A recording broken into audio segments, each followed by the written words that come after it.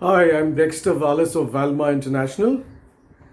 I've already published a few videos of my thoughts on the lockdown, working from home during this coronavirus crisis. And as the days go by, I keep thinking of new ways, different ways to keep myself occupied. And just yesterday, I embarked on a kind of assignment to review my life, and I found the results really interesting. And therefore, I am encouraged to share it with you, where perhaps you may like to do something similar, or at least it would be an interesting way to spend a day or two during this lockdown. Well, here goes.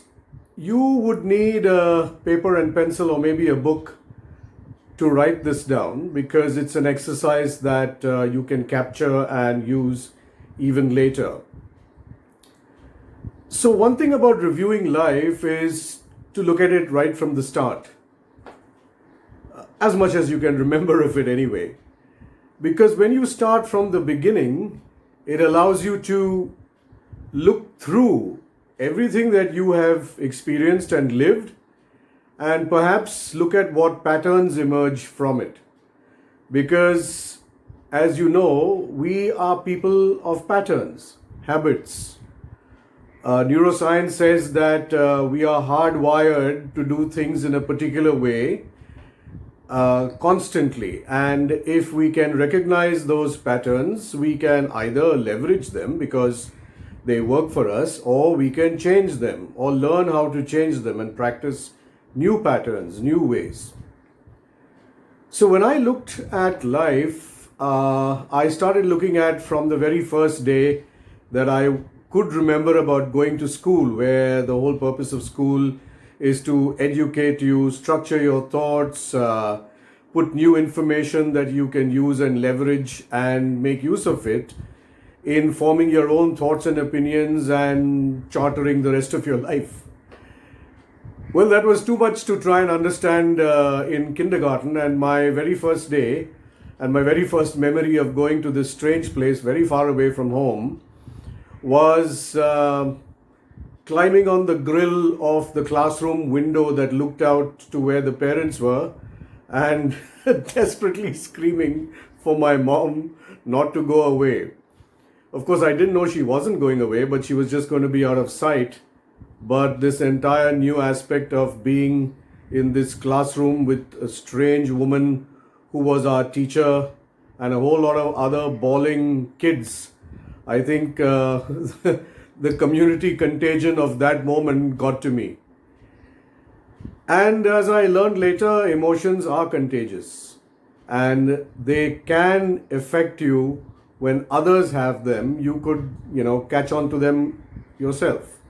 Plus, if there's a moment of contagion in your own life, you could carry on that contagion and that emotion even when the moment of that emotion has passed. And maybe other emotions have legitimacy at that time, but you don't allow that to happen.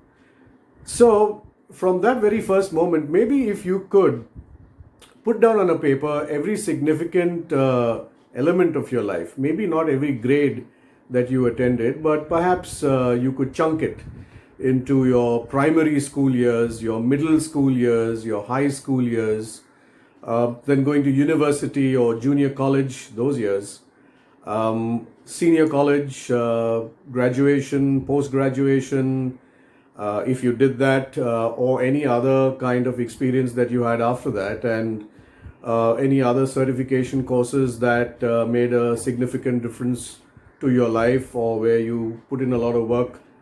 Of course, your first few days at work, the new job, how you fared there, the impressions you made, maybe then the other jobs you changed to, assignments you took on, perhaps big elements in your life like getting married, having kids, any reversals in your life that you may have faced along the way that made you pause and consider what was happening. And leading up to that, moment where we are now, if you could chunk out these parts of your life and put them down as a list. Don't look at qualifying them as being significant or insignificant. If it's something you've thought of, put it down. You could always rationalize it later, or leave it and see what emerges. The problem with our mind is that the moment we have a thought, we are looking to see whether it is worth having or not, whether we can make use of it, or whether it is worth our while to spend time on it. So leave all those judgments away for the moment. Become a little more curious, because when you become curious, you may discover things that you overlooked. Well, next to each of these points that you've put down, this is what I did. Put a scale of, let's say, 1 to 10, where 1 is the least and 10 is the most, and put down how you feel about it in terms of how did this impact you?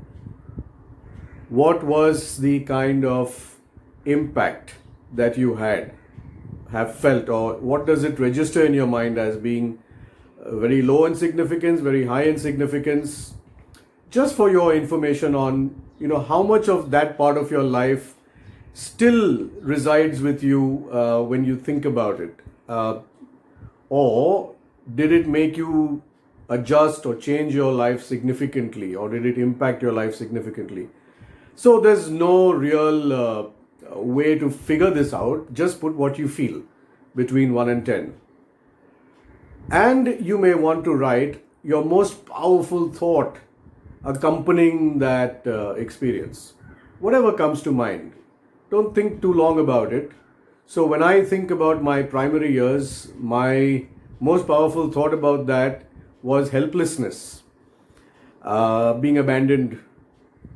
And I can write that down, although I know now that was not the case. But when I reflect back on what I felt at that time, that's the most significant and powerful memory I have of that experience. But it didn't last that long. When I look at the end of the primary school, which is fourth standard for us, I felt that I had really grown. I had become proud of my achievements. I was admired.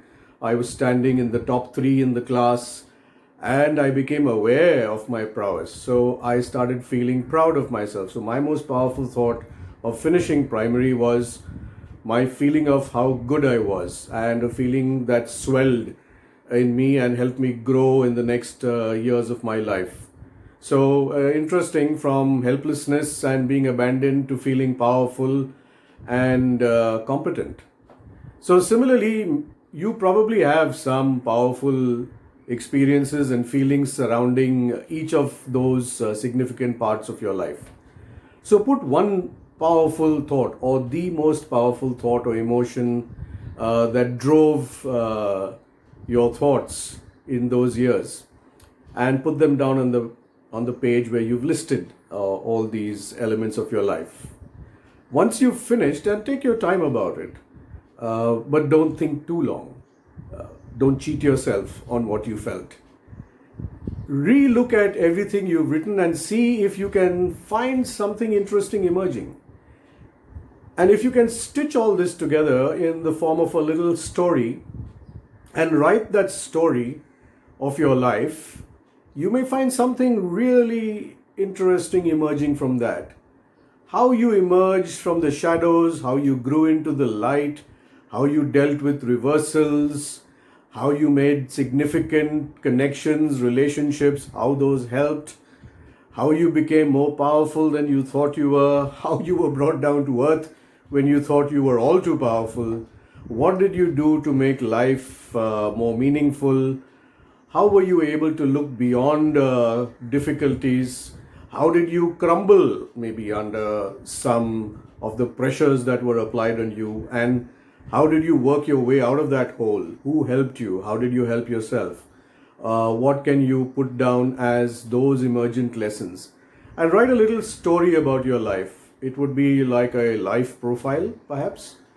And when you're finished with that story, read it again and see what extra elements you could add to it that would come to mind, obviously, once you are tracing your life. Maybe you could get a page or two, but yeah, don't write too much because you may not be able to get through with it and you may abandon that. So keep yourself to maybe about 500 words at best, perhaps, because that would also put it into a kind of nugget sized bit of information and wisdom that you could look at time and again. Well, I found something really fantastic emerging, and the story of my life is a little different from what I thought it was, because we have these fleeting memories of what we do and how we experience life, and we really don't have the time to sit down and pen it unless you are an author or unless you have been someone who has been blogging regularly. But for the rest of us, I guess this is a good time to think about it and create something from the shadows.